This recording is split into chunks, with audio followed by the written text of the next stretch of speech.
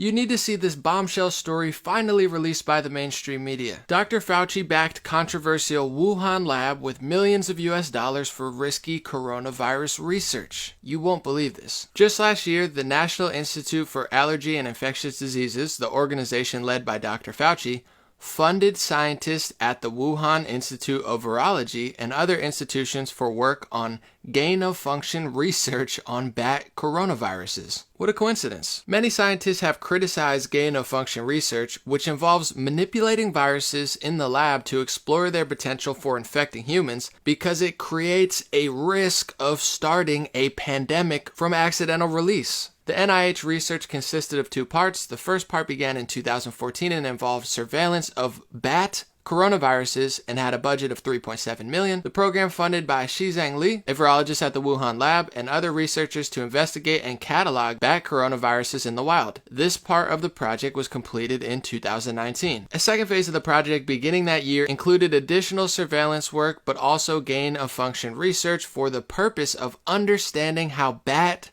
coronaviruses could mutate to attack humans. The article goes on to talk about what the project proposal stated. In layman's terms, spillover potential refers to the ability of a virus to jump from animals to humans, which requires that the virus be able to receptors in the cells of humans. SARS-CoV-2, for instance, is adept at binding to the ACE2 receptor in human lungs and other organs. According to Richard Ebright, an infectious disease expert at Rutgers University, the project description refers to experiments that would enhance the ability of bat coronavirus to infect human cells and laboratory animals using techniques of genetic engineering. In the wake of the pandemic, that is a noteworthy detail. Yes, it is. Ebright, along with many other scientists, has been a vocal opponent of gain-of-function research because of the risk it presents of creating a pandemic through accidental release from a lab. It's worth noting that Richard Ebright, you can see on his Twitter or in the press, that he actually thinks it's a possibility that this was leaked from a lab, yet Facebook and US Today try to fact check my articles and say, we quote Richard Ebright, but we don't think that this was man-manipulated from a lab. Well, that's great, and their fact checking was so sloppy that after I exposed them, they had to change it from false to partly false because they don't know what they're talking about. But it's interesting to note that's the same scientist that they try to use against me in this article. Fauci defends this type of research that Richard Ebright and others didn't want to happen. And this article went on to say the work in question was a type of gain-and-function research that involved taking wild viruses and passing them through live animals until they mutate into a form that could pose a pandemic threat. Let's read that again. The work in question was a type of gain-of-function research that involved taking wild viruses and passing them through live animals until they mutate into a form that could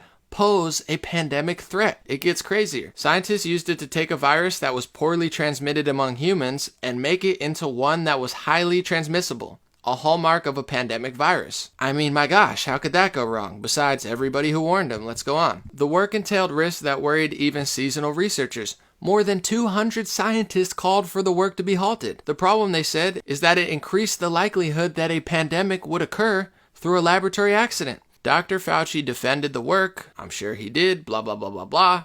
Nevertheless, in 2014, under pressure from the Obama administration, the National Institute of Health instituted a moratorium of that work, suspending 21 studies. 3 years later, though, in December 2017, the NIH ended the moratorium, and the second phase of the NIAID project, which included the gain-of-function research, began. The NIH established a framework for determining how the research would go forward. Scientists have to get approval from a panel of experts who would decide whether the risks were justified. The reviews were indeed conducted, but in secret, for which the NIH has drawn criticism. In early 2019, after a reporter for Science magazine discovered that the NIH had approved 2 influenza research projects that used gain-of-function methods, scientists who opposed this kind of research excoriated the NIH in an editorial in the Washington Post. "We have serious doubts about whether these experiments should be conducted at all," wrote Tom Inglesby of Johns Hopkins University and Mark Lipsitch of Harvard. "With deliberations kept behind closed doors, none of us will have the opportunity to understand how the government arrived at these decisions or to judge the rigor and integrity of that process." So when they say the science is settled, you have to listen to the experts, just know there's experts at Harvard, Rutgers, and Johns Hopkins who completely disagreed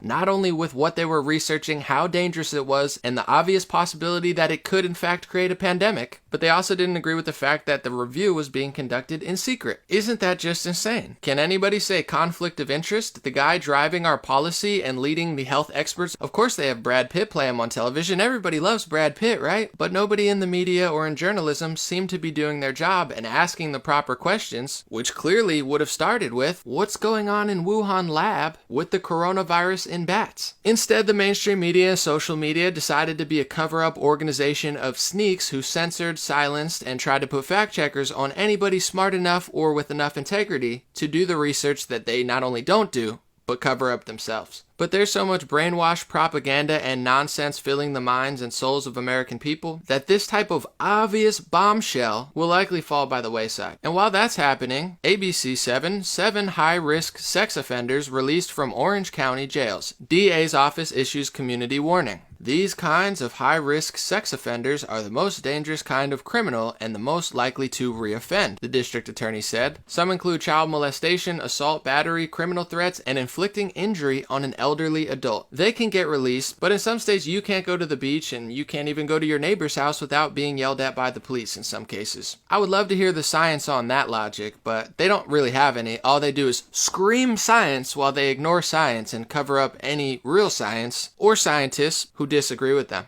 Make sure you share this video and spread the word. Have a beautiful day, and I hope you learned something from this video.